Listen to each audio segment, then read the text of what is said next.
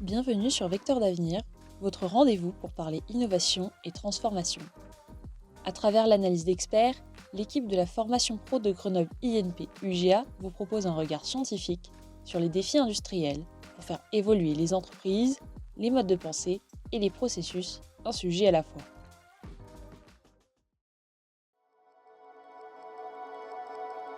Imaginez un instant. Chaque objet que vous possédez, chaque produit que vous consommez suit un parcours simple et sans retour. On extrait, on fabrique, on utilise, on jette. Ce modèle, c'est celui de l'économie linéaire, celui qui a façonné notre monde depuis des décennies. Mais aujourd'hui, il montre ses limites. Alors, comment créer de la valeur autrement ? Comment sortir de cette logique pour imaginer des modèles qui ne se contentent pas de moins nuire, mais qui régénèrent, qui innovent, qui durent ?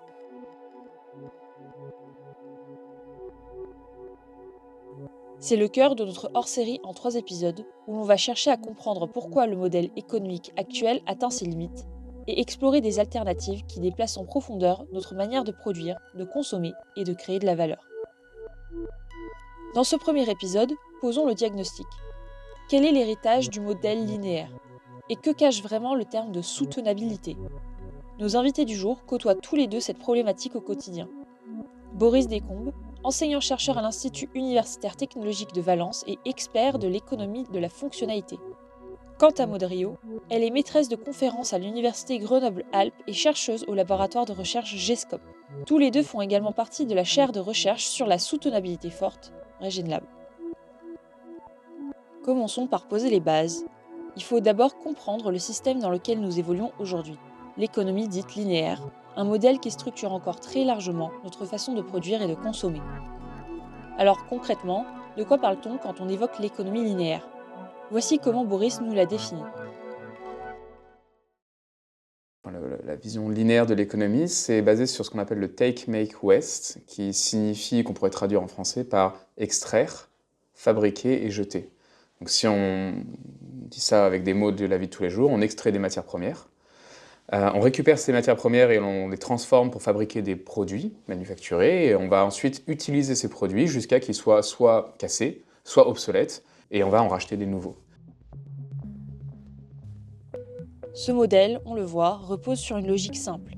Mais derrière cette apparente simplicité se cachent des limites de plus en plus visibles.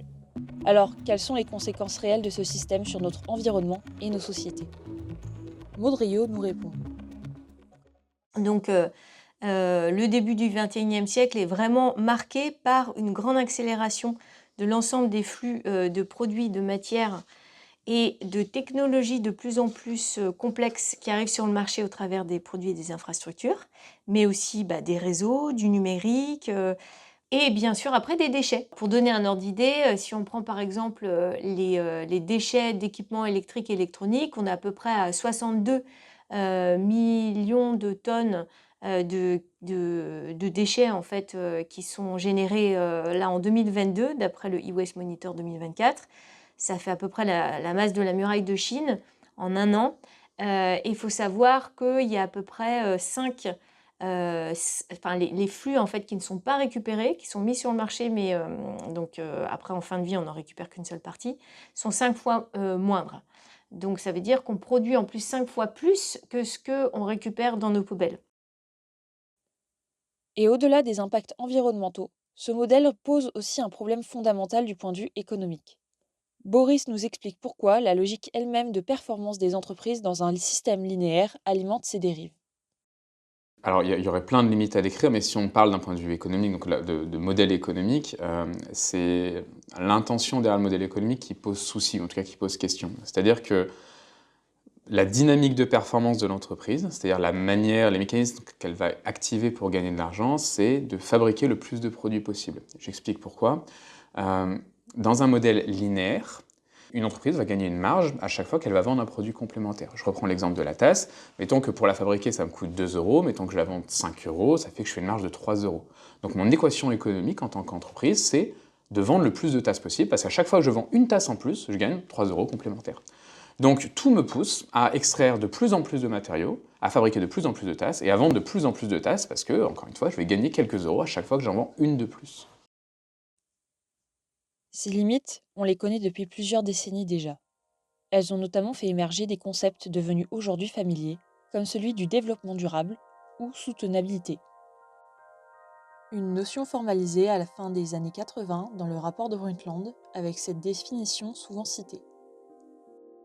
Répondre aux besoins du présent sans compromettre la capacité des générations futures à répondre aux leurs.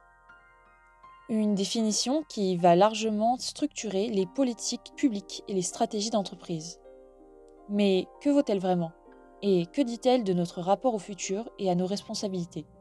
Les avis de Maude et Boris convergent à ce sujet.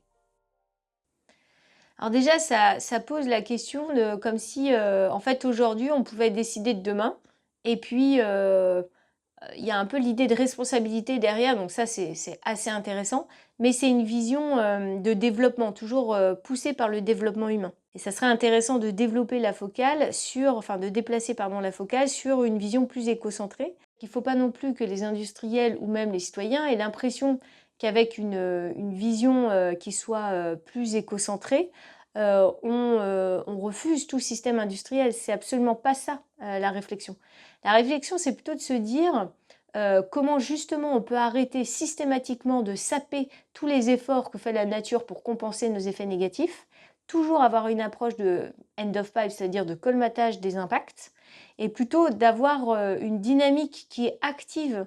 C'est une définition qui est intéressante parce qu'elle a déjà, elle met le débat, elle met le sujet au centre du débat, donc c'est très très bien. Ça permet d'en discuter, ça permet d'avoir une première approche de ces sujets. Après, elle a des limites aussi.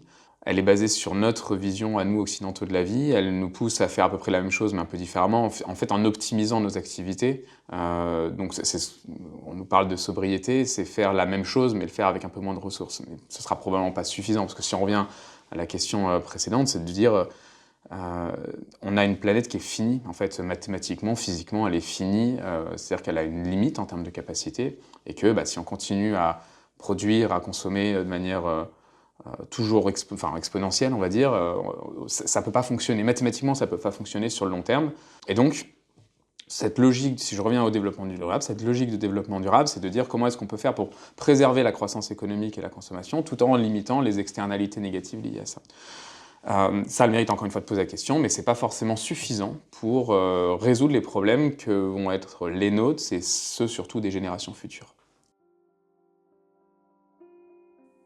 En parlant de soutenabilité, une distinction revient souvent dans les débats, celle entre soutenabilité dite faible et soutenabilité forte. Deux approches très différentes qui n'impliquent pas les mêmes choix économiques, technologiques, ni les mêmes visions du rôle des entreprises. Il y aurait plusieurs moyens de les définir, mais si je prends une vision très pragmatique et très orientée entreprise, modèle économique, la soutenabilité faible, ce serait faire en sorte de réduire les externalités négatives, c'est-à-dire les choses néfastes pour l'environnement que l'entreprise produit, au minimum, donc on va dire au seuil incompressible. C'est-à-dire, il y a une base incompressible, on ne pourra pas faire autrement que d'avoir quelques externalités négatives. Mais on va chercher des moyens, des leviers, des possibilités pour réduire ça au minimum, et essayer de faire le moins de mal possible à la planète, entre guillemets. Donc ça, c'est la soutenabilité faible, parce qu'on continue à faire de la production, de la consommation, etc., mais avec le moins d'impact possible. Et puis la soutenabilité forte, elle cherche à avoir un impact positif net sur l'environnement, en rendant des services écosystémiques plutôt qu'en puisant dans les ressources naturelles. Alors dit autrement, plutôt avec une vision qui est non économique, on pourrait se dire que la vision de la soutenabilité faible, c'est le fait de pouvoir compenser les impacts générés sur une des catégories des limites planétaires, par exemple, en restaurant un autre milieu.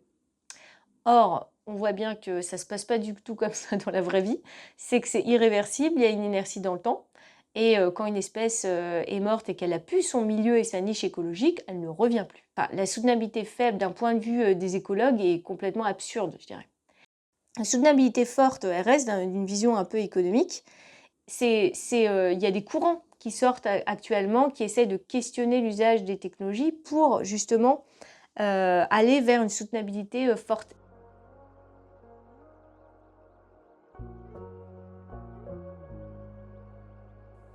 Face à ces constats, une question centrale se pose. Comment accompagner concrètement cette transformation ? Car pour évoluer, les entreprises ont besoin de nouvelles compétences, de nouveaux cadres de réflexion et d'espaces pour expérimenter. En fait, la difficulté, c'est que on rentre en fait au XXIe siècle, enfin là, il est déjà bien entamé, avec avec un mode de pensée qui est quand même celui du XXe siècle. Donc toute la difficulté pour les entreprises existantes, c'est s'adapter. Et d'autre part, on a un besoin de former aujourd'hui les entreprises et tous les acteurs pour créer des réseaux d'acteurs qui soient à même de comprendre les enjeux systémiques et qui soient dans une démarche proactive vis-à-vis de cette nouvelle génération qui les met au regard des faillites du système actuel, sans pour autant rejeter leurs propositions, et tout en étant capables de mettre à disposition leur grande expérience, qui est réelle, et aussi leur grande expérience de ce qui ne fonctionne pas.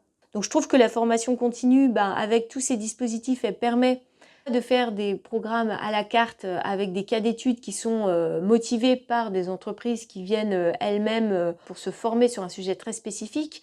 Déjà, une première chose sur la partie formation, il faut savoir que c'est des réflexions, enfin tout ce dont on parle là, c'est des choses, c'est pas un savoir-faire arrêté, c'est-à-dire que déjà ça évolue très souvent.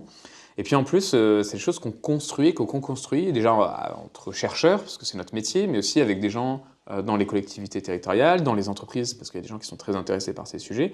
Et donc on développe sans cesse des nouvelles approches, des nouveaux leviers, des nouvelles façons de faire, des nouvelles possibilités pour concilier en fait ces enjeux économiques et environnementaux. Et donc ça, on essaye de l'intégrer, de le pousser dans les formations qui sont distribuées. Moi, en ce qui me concerne, il y a une formation en particulier que j'ai co-développée et que j'anime sur la partie transition de modèle économique serviciel. Donc comment est-ce qu'en intégrant le service dans le modèle économique, comment est-ce qu'on va arriver à progressivement maintenir la performance économique de l'entreprise tout en réduisant ses externalités négatives au seuil incompressible, donc la soutenabilité faible dont on parlait tout à l'heure.